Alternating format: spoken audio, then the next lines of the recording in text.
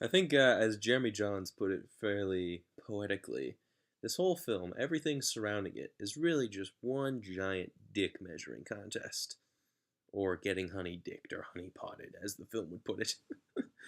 The Interview is one of those good kinds of stupid. Like, objectively speaking, it's an okay film.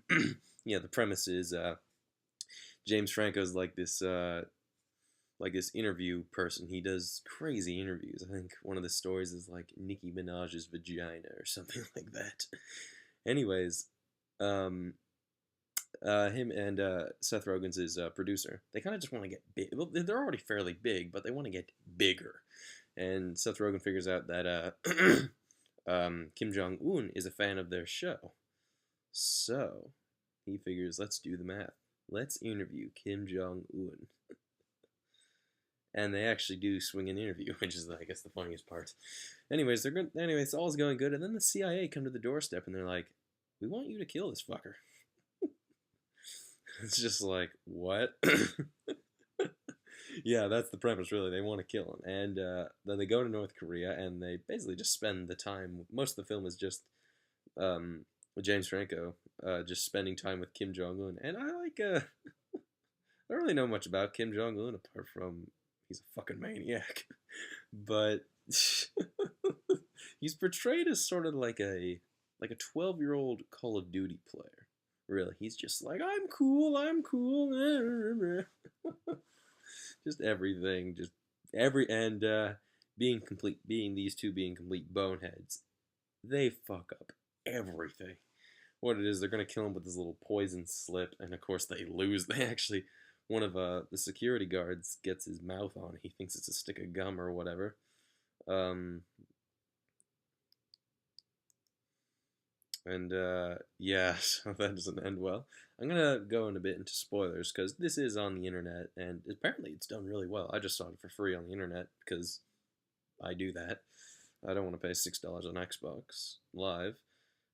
Which is fun fact, as Jeremy Johns put it, wasn't available to PSN, but it was available to Xbox Live. And considering this was all a big Sony hack and Sony owns PlayStation, the whole shebang.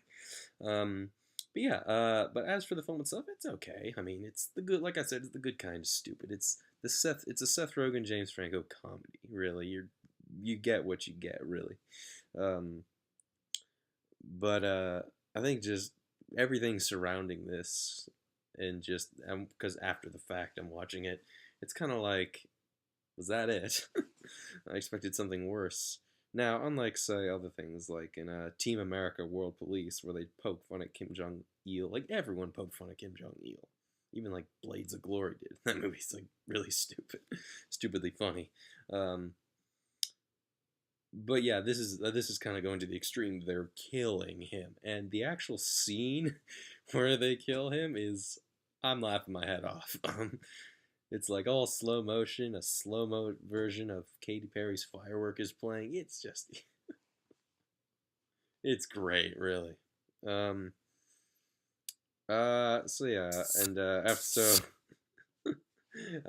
James Franco and Seth Rogen, they have great chemistry together. As you know, they've worked together for who knows. They've done so many movies together, so probably just like good friends at this point.